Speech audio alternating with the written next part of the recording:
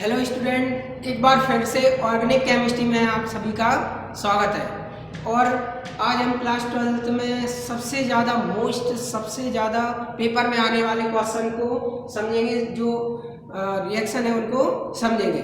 और ये लगभग 2009 में भी आ चुकी है, 10 में भी आ चुकी है और 14 की पूरक परीक्षा में भी आ चुकी है। सेंडमायर अभिक्रिया और सेकंड हुइस्डीकर विधि 2010 में और 2014 में आ चुकी है। तो हम इनको समझेंगे और स्टूडेंट धीरे धीरे करके और भी अभिक्रियाएं हम समझते जाएंगे एक एक करके।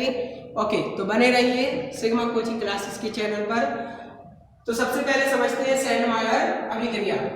तो स्टूडेंट, जो सेंडमायर अभिक्रिया है उसमें एक बात पता होना चाहिए हमको कि ये क्या है, बेंजीन डाइएजोनियम क्लोराइड। अब डाइएजो क्यों? क्योंकि N2 का भी होता है ना, N2 को क्या बोलते हैं हम? डाइएजो बोलते हैं। N2 को क्या बोलते हैं हम? डाइएजो। तो बेंजीन डाइएजोनियम क्लोराइड, Cl को क्लोराइड, बेंजीन डाइएजोनियम क्लोराइड, ये बात पता होना चाहिए हमें। और दूसरी बात, क्लोरोबेंजीन, ये हमारी बेंजीन है और बेंजीन में अगर ऊपर क्लोरीन जुड़ रहा है तो उसको क्या बोलेंगे? क्लोरोबेंजीन। अगर Br ब्रोमीन जुड़ रहा है तो क्या बोलेंगे? ब्रोमोबेंजीन। इस तरीके से समझेंगे। तो सबसे पहले सेंडमायर अभिक्रिया में क्या होता है कि जब बेंजीन डाइएजोनियम क्लोराइड की क्रिया, बेंजीन डाइएजोनियम क्लोराइड मतलब कि ये बेंजीन डाइएजोनियम क्लोराइड, जब बेंजीन डाइएजोनियम की क्रिया किस से की जाती है? CuCl और HCl से की जाती है। CuCl और HCl से की उपस्थिति में कराई जाती है। किस किस की उपस्थिति में कराई जाती है? CuCl और HCl की उपस्थिति में कराई जाती है। तो हमें क्या प्राप्त होता है? तो हमें क्लोरोबेंजीन प्राप्त होता है। तो हमें क्या प्राप्त होता है? क्लोरोबेंजीन प्राप्त होता है। ये बताया, क्लोरोबेंजीन प्राप्त होता है। सभी को समझ में आ गया होगा क्या है बनाने की विधि। सेंडमायर विधि में क्या होता है? सेंडमायर अभिक्रिया में कि जब बेंजीन डाइएजोनियम क्लोराइड की क्रिया CuCl और HCl से कराई जाती है, CuCl और HCl से कराई जाती है तो हमें क्लोरोबेंजीन प्राप्त होता है। तो देखते हैं इसका समीकरण। तो ये हमने ले लिया बेंजीन डाइएजोनियम क्लोराइड और CuCl और HCl ये हमने उत्प्रेरक के रूप में रख लिए। इसकी क्रिया जैसे ही कराएंगे तो यहाँ से N2 निकल जाएगा, ये N2 खिसक गया। अब बचेगा क्या? यहाँ पे यहाँ से N2 अगर खिसक जाएगा तो बचेगा क्या? Cl अकेला बचेगा ना। बेंजीन के ऊपर क्या बचेगा? Cl बचेगा। सभी को समझ में आ गया होगा। समीकरण एक बार फिर समझा देता हूँ क्योंकि कुछ बच्चों को समीकरण समझने में थोड़ी सी प्रॉब्लम होती है। तो क्या करेंगे, यहाँ पर लेंगे बेंजीन डाइएजोनियम क्लोराइड। ये हमने ले लिया बेंजीन डाइएजोनियम क्लोराइड और इसकी क्रिया किस से कराएंगे? CuCl प्लस HCl से कराएंगे। तो क्या होगा? N2 यहाँ से खिसक जाएगा और बचेगा क्या?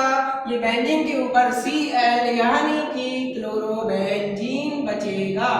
सभी को समझ में आ रहा है या नहीं आ रहा है? ओके, तो अगली विधि आते हैं हम हुइस्डीकर विधि। सभी को समझ में आ गया होगा? क्लियर? एक और बार समझाऊं? नहीं? ओके, तो हुइस्डीकर विधि में क्या होता है? हुइस्डीकर में जब किसी बसा अम्ल के सिल्वर लवण पर, सर ये बसा अम्ल का सिल्वर लवण क्या होता है? बसा अम्ल का सिल्वर लवण मतलब कि जब C होता है और उसके एक साइड एल्किल समूह और एक साइड Ag समूह यानी कि सिल्वर जुड़ा हो तो उसको क्या बोलेंगे? बसा अम्ल का सिल्वर लवण।